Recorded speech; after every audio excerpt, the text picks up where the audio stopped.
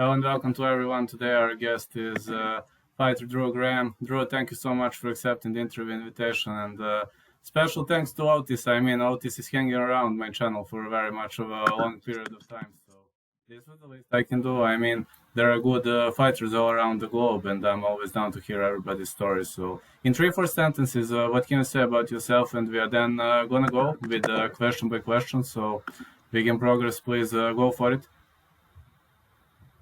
Yeah, I'm a professional fighter. I'm fighting amateur right now. I'm fighting at featherweight, and want to know I'm fighting again July 3rd against Isaac Thompson. I'm just looking forward to seeing my progression in my career. Fought in April. I'm just ready for anything, to be honest.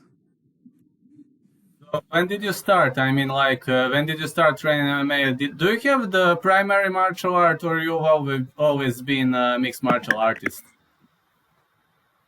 I started kickboxing when I was really young, and that's kind of been my main martial art, you could say. But I've been training jiu-jitsu and everything else in between, Muay Thai and everything. I've been really trying to round out my game. You know what I mean?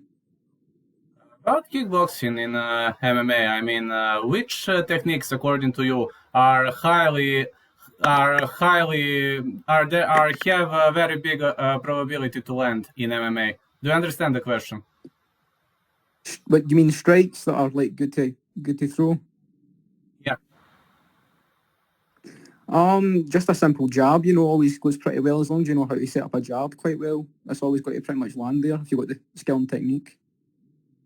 What do you think in general about low kicks? I mean, low kick is pretty much vulnerable to a takedown if you don't land it right? Yeah, definitely.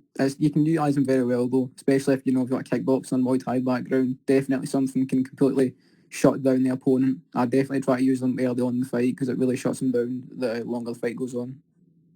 I've always liked kickboxing combos because it allows you to change levels. It allows you to change levels, and the opponent doesn't know where you're going to land. That's one of the reasons why I switched from Taekwondo to kickboxing. Do you agree with that? I mean, in general, with kickboxing, what is the greatest advantage of kickboxing in MMA? Kickboxing, you can use your reach a lot more. You don't have to get that close. You can use teep kicks, bleep kicks to keep your opponent at range, and side kicks. I really enjoy it. I think it's one of the best foundations for being an MMA fighter. How did you get your nickname? Can you say that again? How did you get your nickname? Nickname. Okay. So there's a drink in Scotland which is an alcoholic drink, and that's what it's based off of. Sounds fun. So there is a big difference between cultures, right? Yeah.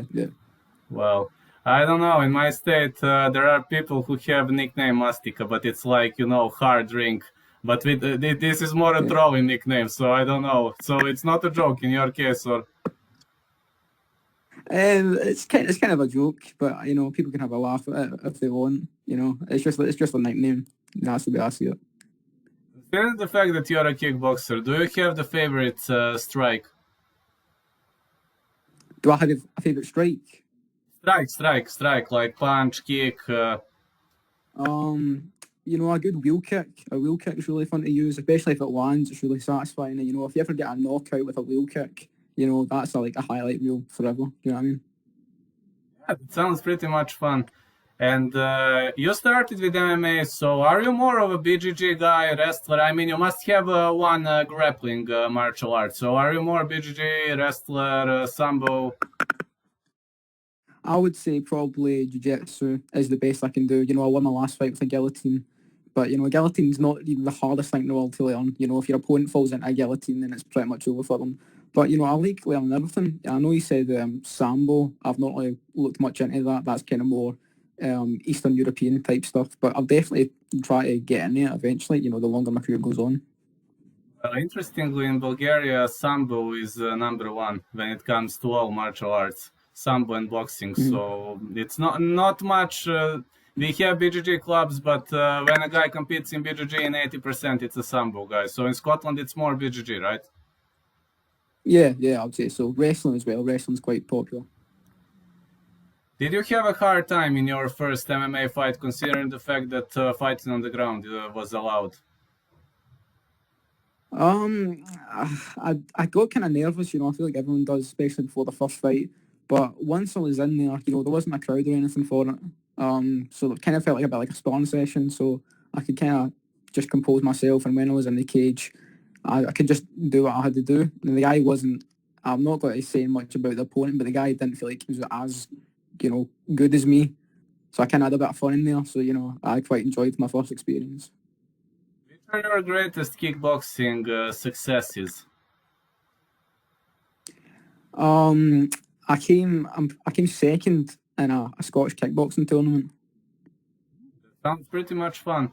How hard it is? I mean, Scottish kickboxing multi tournament from 1 to 10. Let's compare it, for example, to Netherlands. How hard it is from 1 to 10? You mean like in tournaments, like how hard it is to win? Yeah. I would say probably about a 7, maybe a 7 out of 10. Right now, who are your coaches and sparring partners, and what do you plan in the future? I mean, Otis was mentioned that some of your fights were canceled, but I didn't understand well, so you are going to clarify, please. Yeah, so the fight that I had on July 3rd was originally met a guy called Alexander Worms, and he pulled out. But we got a new opponent, Isaac Thompson. He's making his amateur debut. I've not heard a lot from him. There's obviously not a lot of tape or anything on him. But yeah, I've got to have a good corner. I've got good coaches. I think I've got to rise really quickly, amateur scene, and then hopefully I can go pro next year, maybe later this year. I think it's got to go quite quickly. How does one day in your life look like?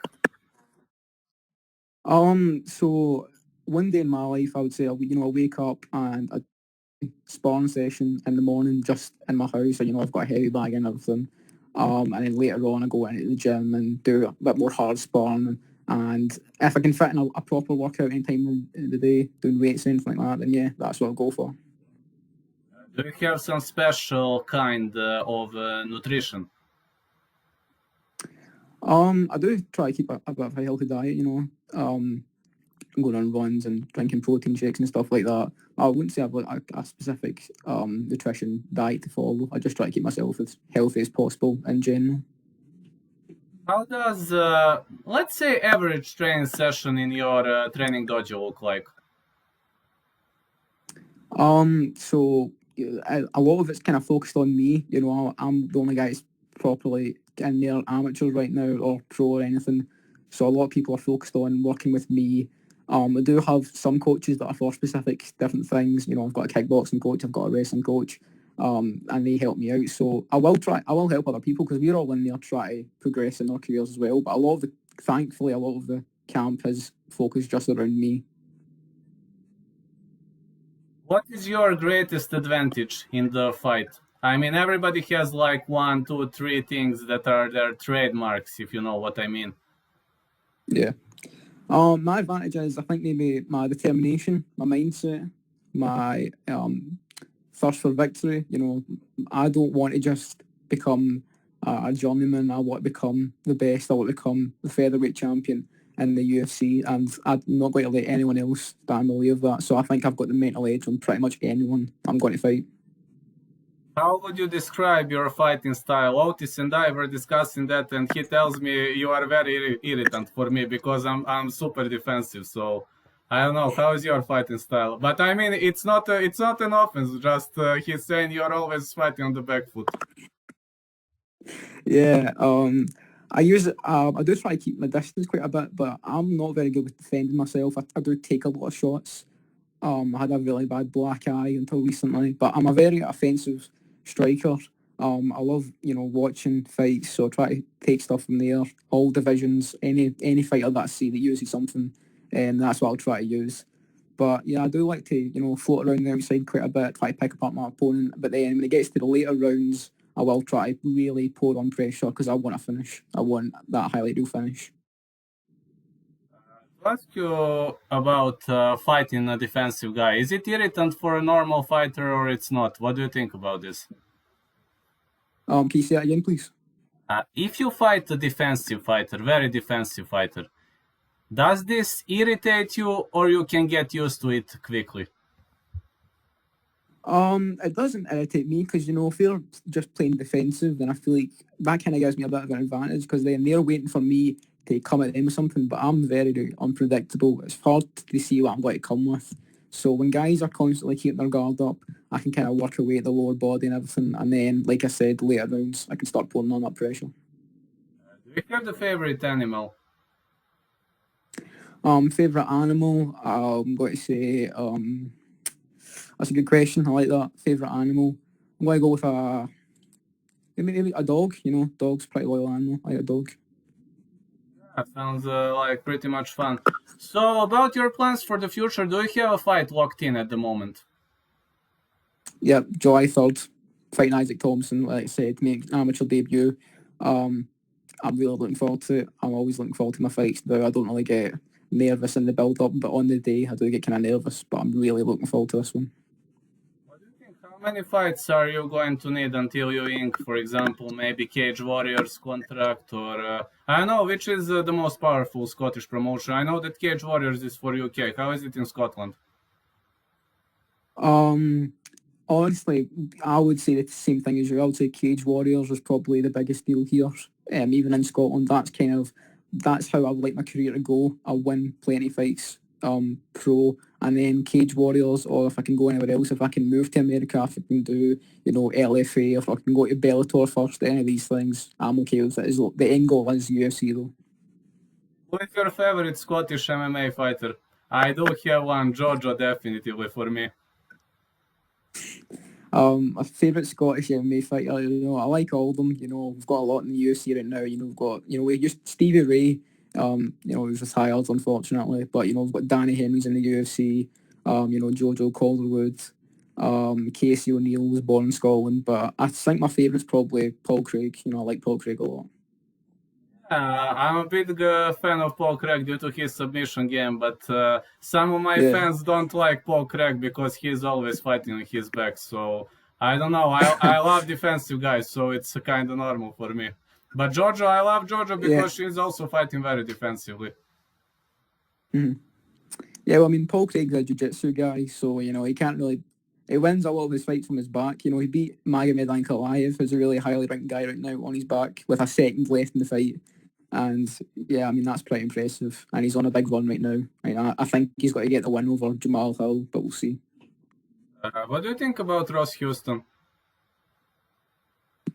Ross Houston. Well, I think his last fight was the fight with MVP, I'm pretty sure, wasn't it? Yeah, that was the fight. His last fight. I mean, MVP, I know a lot of people call him a can crusher, but MVP's still a pretty dangerous guy. I know he's fighting. I'm pretty sure the MVP's fighting the next Bellator card. He's fighting Derek Anderson. I like Ross Houston a lot. I think he's one of the lesser known prospects we've got in Scotland. Do you have top 3 UFC fighters at the moment? Top 3 favorite UFC fighters. That's a good one. Jan Blachowicz, the light heavyweight champion. Yeah. I'm a big fan of his. I really like him. Calvin Kattar, featherweight. I really like him. He's got really good boxing. I know that you're a Bulgarian guy, so maybe I'll say Blagoy Ivanov. He's one of my favorites. I do love him. Yeah. It's a shame that you see Blagoy's last fight with Augusto Sakai. Fans grab. Yeah. Well, and Augusto Sakai's getting another main event, isn't he? He's getting another main event soon, so that's a bit unfortunate. Yeah, that's pretty much unfortunate, man. I mean, the guy fans grabbed and they gave him split decision. I was like, is this some kind of a joke, really? I mean, it was pure offense. Okay, he is the first ever ranked Bulgarian guy, and so I hope they're not gonna release him because of referees' errors. About other fights, okay, I don't think he won Lewis. Many people say he did. I don't think so, but I think he won Sakai. I think it was a major mistake, so it is what it is. When we talk Ivanov, what do you think? Is it hard to fight left-handed guys? It's more difficult definitely. But I'm a switch stance kind of guy. I can go either or. So if they go left-handed, then I can do it. I can kind of mimic whoever I'm fighting. So it's a bit more difficult, but I like a challenge. I like a challenge. I'm having hard time fighting Orthodox. I'm like 2-3 times slower, so it's pretty much visible. I mean, I can, but it's hard, too hard. I stay away from switching Yeah. stances. So you train switching stances in the training session, or how? Is the coach adjusting the game plan, or? Do I use switch stance when I'm training? Yeah, so you have training sessions where you only train stance switch and fighting from the different stance, right?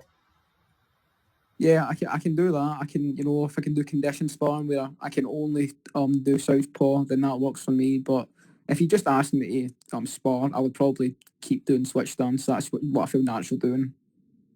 I know maybe Otis is gonna get angry for this question, but what do you think about Otis as a coach? He's a great guy. You know, I really like him. He's a really nice guy. I know. I'm pretty sure, was he the one that told you about me? Yeah.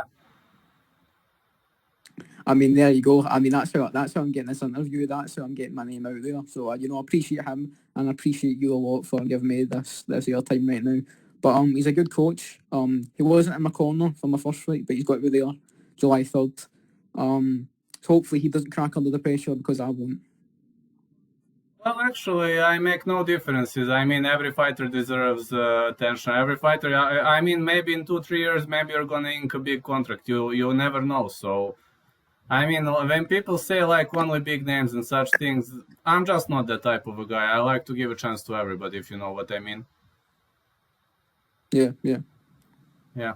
Would you like to add something? Is there something we missed to say, or is there somebody you would maybe like to greet, or would you like to give a shout out to somebody maybe?